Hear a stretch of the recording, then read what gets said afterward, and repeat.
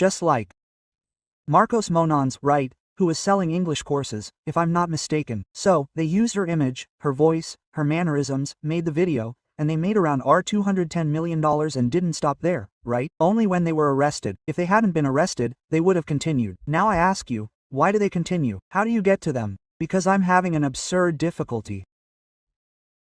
Every day I send all these profiles to the lawyer and the lawyer tells me there's not much to do, but it's not possible that there's nothing to do.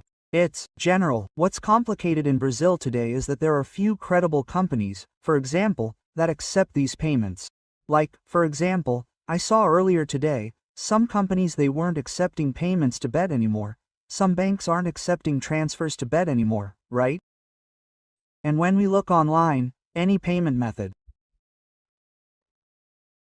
any platform, they're accepting anything. In other words, for these people to be able to victimize people, to be running scams, they have to receive money from somewhere. Yes, that's what I'm saying. They have to receive the money that comes from the victims. Exactly. And who passes this money on? Who is the card machine, in a way, right? It's these payment gateways. Now, why aren't these payment gateways with CNPJs, Brazilian business tax IDs, being held responsible for this? That's right, I'd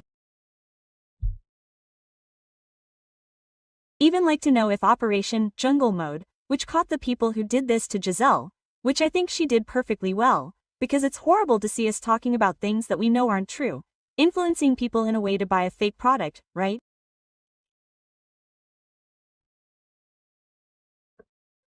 How did they get to them? I could even do a reverse analysis where we talk a little more about this operation, because it was, how can I say, a very different operation, because the victims didn't report it.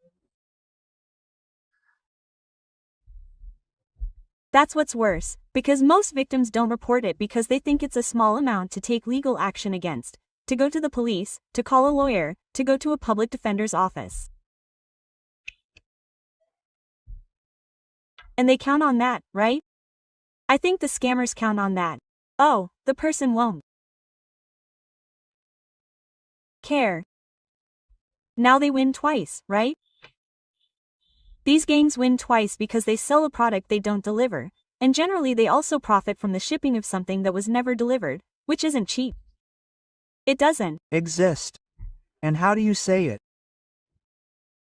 And they profit on the entry and exit, right?